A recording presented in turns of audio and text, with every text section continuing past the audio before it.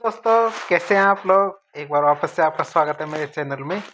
आज हम आपके लिए लेके आए हैं अंतरिक्ष और रक्षा प्रौद्योगिकी की सीरीज के अंतर्गत एक और नई महीने की करंट अफेयर्स। ये हमारी आज है जुलाई 2024 के अंतर्गत अंतरिक्ष और रक्षा प्रौद्योगिकी के बारे में बातचीत करेंगे। तो जुलाई महीने की जो करंट अफेयर्स है उसमें सबसे पहला टॉपिक रहेगा, मंगल ग्रह पर वैज्ञानिकों ने खोजे हैं 3 क्रेटर्स। अहमदाबाद की जो फिजिकल रिसर्च लेबोरेटरी है पीआरएल, उनके वैज्ञानिकों ने मंगल ग्रह पर 3 क्रेटर मतलब गोलाकार 3 विशाल गड्ढे, ठीक है, उनकी खोज की है। ये क्रेटर्स मंगल ग्रह के थारिस ज्वालामुखी क्षेत्र में लगभग 21 डिग्री दक्षिण और 209 डिग्री पश्चिमी जो निर्देशांक उस पर स्थित है। अब इन क्रेटर्स के नामकरण की बात करें तो इन क्रेटर्स का नामकरण हमारे पीआरएल के एक पूर्व निदेशक और भारत के 2 छोटे शहर इनके सम्मान में रखा गया है। पहली बात करें इन क्रेटर्स का नाम, पीआरएल के पूर्व निदेशक प्रोफेसर देवेंद्र लाल के नाम पे लाल नाम रखा गया है और लाल क्रेटर्स हमारे 65 किलोमीटर चौड़ा है। प्रोफेसर देवेंद्र लाल 1972 से 1983 के दौरान पीआरएल के डायरेक्टर रह चुके हैं। क्या 1972 से 1983 के दौरान पीआरएल के डायरेक्टर रह चुके हैं। शेष 2 क्रेटर्स का नाम हमारे उत्तर प्रदेश और बिहार के 2 कस्बे हैं, मुरसान और हिल्सा, इनके नाम पे रखा गया है। मुरसान हमारे उत्तर प्रदेश के हाथरस जिले में और हिल्सा बिहार के नालंदा जिले में स्थित हमारे एरिया है। बात करें क्रेटर का, तो क्रेटर का नाम मुरसान का सिर्फ इसलिए रखा गया है क्योंकि वहाँ पीआरएल के मौजूदा डायरेक्टर या निदेशक डॉक्टर अनिल भारद्वाज का जन्म हुआ था और वह देश के नामी प्लेनेटरी साइंटिस्ट रह चुके हैं। खोजकर्ताओं की टीम ने शामिल जो डॉक्टर राजीव रंजन भारती, इनका जन्म हमारे हिल्सा बिहार में हुआ था, इसलिए तीसरे क्रेटर का नाम हिल्सा रखा गया है। इंटरनेशनल एस्ट्रोनॉमिकल यूनिट्स IAU ने इन नामों की मंजूरी दे दी है। अब बात करेंगे बोइंग का जो स्टार लाइनर क्रू मिशन है, ये लॉन्च कर दिया गया है। बोइंग और नासा के स्टार लाइनर अंतरिक्ष यान का पहला चालक दल उड़ान परीक्षण अर्थात क्रू फ्लाइट टेस्ट है फ्लोरिडा के कैप कैनारवेल स्पेस फोर्स स्टेशन से 5 जून 2024 को लॉन्च कर दिया गया है।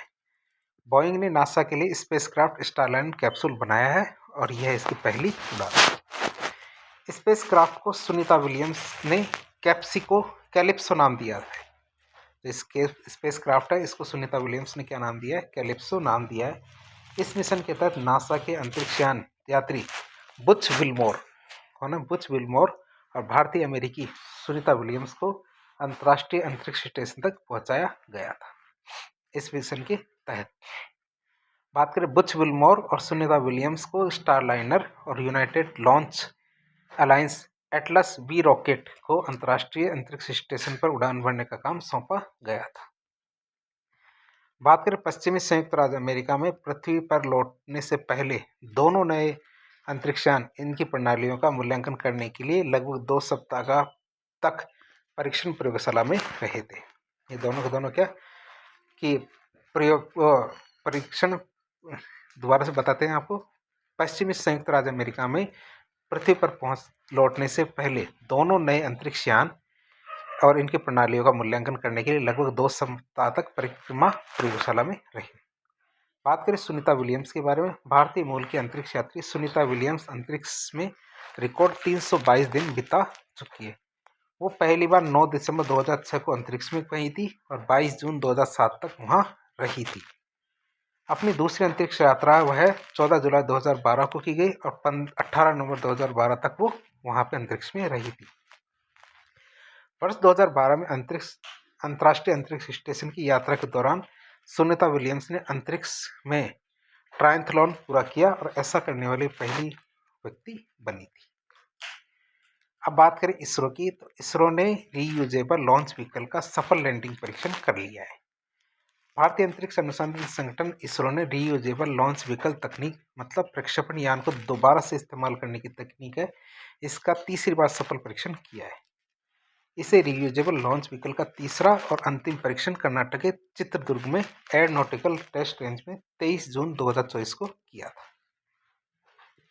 बात करें इस परीक्षण की, तो इस परीक्षण में रीयूजेबल लॉन्च व्हीकल हमारे LEX-03 पुष्पक की सफल लैंडिंग करवाई गई और परीक्षण के दौरान यान में मल्टी सेंसर फ्यूजन का उपयोग किया गया था। RLV की बात करें, RLV LEX और RLV LEX-2 जो हमारे मिशन है, इनकी सफलता के बाद REL LEX-03 मिशन था ये तीसरा। परीक्षण के दौरान प्रक्षेपण यान पुष्पक को भारतीय वायुसेना के चिनूक हेलीकॉप्टर ने 4.5 किलोमीटर की ऊंचाई से छोड़ा था। लैंडिंग के समय यान की गति 320 किलोमीटर प्रति घंटा थी, जिसे ब्रेक, पैराशूट और लैंडिंग गियर ब्रेक की मदद से कंट्रोल किया गया था।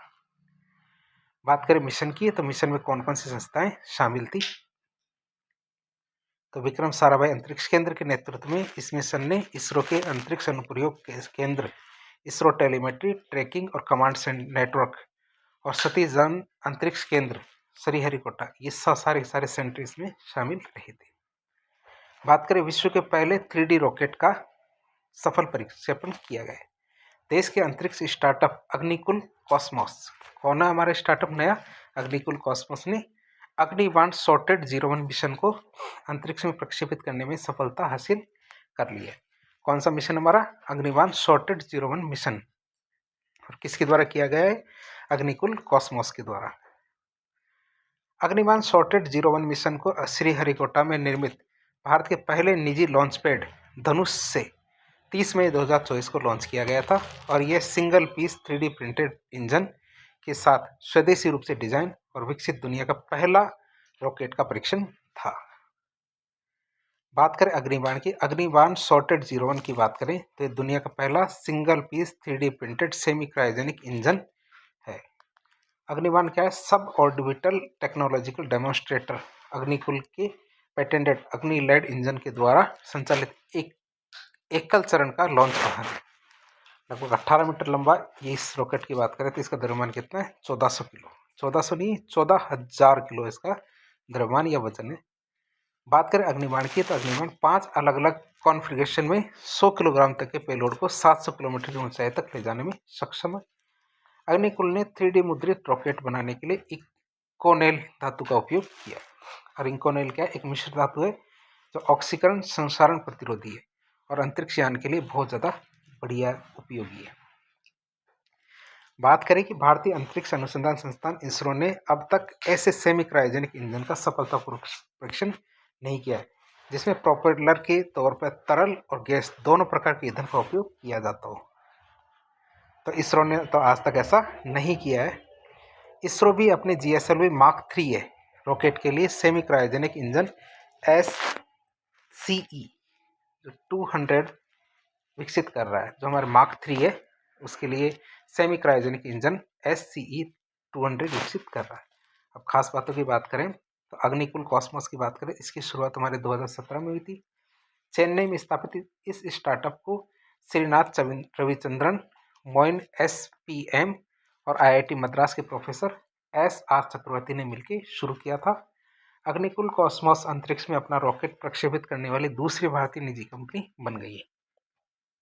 इससे पहले पिछली कौन सी कंपनी थी, तो पिछली हमारी इसकी थी स्काई रूट एरोस्पेस, जो हैदराबाद की स्टार्टअप है, वो पहली थी।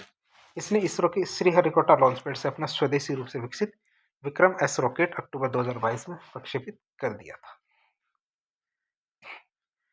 बात करें पाकिस्तान की, तो पाकिस्तान ने लॉन्च किया पाकसेट MM-1 उपग्रह। कौन सा, पाकसेट 1 उपग्रह लॉन्च किया है। तो भारत के जो पड़ोसी देश है पाकिस्तान ने अपना पहला संचार उपग्रह चीन के जियांग उपग्रह प्रक्षेपण केंद्र से 30 मई 2024 को प्रक्षेपित कर दिया है। अपने मित्र राष्ट्र चीन की मदद से भेजे गए इस बहु मिशन संचार उपग्रह को पाकसेट MM-1 नाम दिया गया है। इस सैटेलाइट की बात करें तो इसमें 48 ट्रांसपोंडर्स है और ये सैटेलाइट 15 साल तक अंतरिक्ष में काम करता रहेगा। इस सैटेलाइट की बात करें तो ये इस सैटेलाइट को तेज इंटरनेट कनेक्टिविटी के लिए अंतरिक्ष में प्रक्षेपित किया गया है। पाकिस्तान के space and upper atmosphere research commission SUPARCO के अनुसार उपग्रह का प्रक्षेपण हमारे राष्ट्रीय अंतरिक्ष कार्यक्रम 2047 का हिस्सा है। तो वो ये पाकिस्तान बताते हैं कि उनका जो राष्ट्रीय अंतरिक्ष कार्यक्रम 2047 का हिस्सा है ये। इसके साथ ही पाकिस्तान ने 1 महीने के भीतर अंतरिक्ष कक्षा में दूसरा उपग्रह भेज दिया है। इससे पहले 3 मई 2024 को पाकिस्तान ने आईक्यूब कमर उपग्रह को भी चीन की मदद से प्रक्षेपित कर दिया था। आईक्यूब कमर उपग्रह को चीन के चांगी 6 चंद्र मिशन के हिस्से के रूप में प्रक्षेपित किया गया था। आईक्यूब कमर को इस्लामाबाद अंतरिक्ष प्रौद्योगिकी विश्वविद्यालय और चीन के शंघाई विश्वविद्यालय ने मिलकर बनाया था। इसमें चांद की सतह की तस्वीरें खींचने के लिए 2 उच्च तकनीक वाले कैमरे भी लगाए गए हैं। अब बात करेंगे हम रक्षा प्रौद्योगिकी की। तो अभ्यास के लगातार 6 सफल परीक्षण किए गए। तो डीआरडीओ ने क्या किया, उड़ीसा के चांदीपुर स्थित एकीकृत परीक्षण रेंज ATR से उन्नत बूस्टर कॉन्फ़िगरेशन के साथ high speed expendable aerial target HEAT मतलब अभ्यास के लगातार 6 विकासात्मक परीक्षण सफलतापूर्वक कर लिए हैं। इसके साथ ही के अभ्यास ने सिस्टम की विश्वसनीयता को प्रदर्शित करते हुए 10 विकासात्मक परीक्षण सफलतापूर्वक पूरे किए। अभ्यास का इस्तेमाल हम क्या करेंगे, विभिन्न मिसाइल सिस्टम के मूल्यांकन के लिए टारगेट के रूप में किया जाता है। किसका, अभ्यास का इस्तेमाल। परीक्षण की बात करें तो परीक्षण में अभ्यास की निगरानी करने वाले टेलीमेट्री, रडार और इलेक्ट्रो ऑप्टिकल ट्रैकिंग सिस्टम सहित कई ट्रैकिंग सेंसर की जांच की गई है। अभ्यास का इस्तेमाल दुश्मन को भुलावा देने के लिए नकली विमान के रूप में किया जा सकता है कि नकली विमान बनाएंगे ताकि दुश्मन को भुलावा दिया जा सके। अभ्यास को डीआरडीओ के वैमानिकी विकास प्रतिष्ठान बेंगलुरु ने डिजाइन किया है। इसकी उत्पादक एजेंसी की बात करें तो हाल मतलब हिंदुस्तान एरोनॉटिकल लिमिटेड, हाल और लार्सन एंड टुर्बो ने इसके मिलकर किया। अब बात करें डीआरडीओ की, तो डीआरडीओ ने भारतीय नौसेना को सौंपा माइक्रोवेव ऑब्सक्यूरेटेड चेफ रॉकेट। तो डीआरडीओ ने भारतीय नौसेना को सौंप दिया ये रॉकेट है। रक्षा अनुसंधान विकास संगठन डीआरडीओ ने मध्यम दूरी के माइक्रोवेव ऑब्सक्यूरेटेड चेफ रॉकेट जो MRMOCR है भारतीय नौसेना को 26 जून 2024 को सौंप दिया था। अब ये कैसी तकनीक है, ये MRMOCR तकनीक है, एक ऐसी तकनीक है जो रडार संकेतों को अस्पष्ट करती है। जितने भी रडार संकेतों को इनको स्पष्ट करेगी और प्लेटफॉर्मों और परिसंपत्तियों के चारों ओर माइक्रोवेव शील्ड बना देगी। इस प्रकार रडार की पकड़ में आने की आशंका को ये कम करती है। बात करें इसके विकास की, तो इस माइक्रोवेव ऑब्सक्यूरेटेड चेफ MOC को डीआरडीओ की रक्षा प्रयोगशाला जोधपुर के द्वारा विकसित किया गया है। बात करें डीआरडीओ की, तो डीआरडीओ ने रुद्रम सेकंड का सफल परीक्षण कर लिया है। डीआरडीओ ने हवा से सतह पर मार करने वाले रुद्रम 2 मिसाइल का सफल परीक्षण किया है। हवा से सतह पर मार करने वाली इस मिसाइल का परीक्षण भारतीय वायुसेना के सुखोई 30 MK1 प्लेटफॉर्म से उड़ीसा के तट पर 29 मई 2024 को सफलतापूर्वक परीक्षण किया गया है। रुद्रम की बात करें, रुद्रम M2 एक स्वदेशी रूप से विकसित ठोस ईंधन से चलने वाली वायु प्रक्षेपित मिसाइल प्रणाली है जो क्या करती है, शत्रु के कई प्रकार के हथियार को नष्ट करने के लिए हवा से सतह पर मार करने में सक्षम होती है। तो क्या करती है कि शत्रु के कई प्रकार के हथियार को नष्ट करने के लिए हवा से सतह पर मार करने में सक्षम होती है। अब आती है हमारे नागास्त्र की। सेना को मिला आत्मघाती ड्रोन नागास्त्र। भारतीय सेना को स्वदेशी आत्मघाती ड्रोन नागास्त्र फर्स्ट की पहली खेप जून 2024 में मिल गई है। सेना ने 480 लाइटनिंग म्यूनिशन आत्मघाती ड्रोन का ऑर्डर दिया था जिसमें 120 की डिलीवरी तो कर दी गई है। नागास्त्र 1 क्या है, एक मानव पोर्टेबल हथियारबंद ड्रोन सिस्टम है जिसे उच्च परिशुद्धता के साथ दुश्मन के खतरों को बेअसर करने के लिए डिजाइन किया गया है। सोलर इंडस्ट्रीज की सहायक कंपनी इकोनॉमिक एक्सप्लोसिव लिमिटेड, इनके द्वारा नागास्त्र फर्स्ट एक प्रकार का लाइटनिंग म्यूनिशन है। लाइटनिंग क्या म्यूनिशन है, अर्थात यह निर्दिष्ट क्षेत्र के ऊपर मंडरा सकता है, लक्ष्य की पहचान कर सकता है, उस पर सटीक रूप से हमला करने से पहले उसे लॉक भी कर सकता है। पहले लॉक कर लेगा फिर उस पर हमला कर देगा।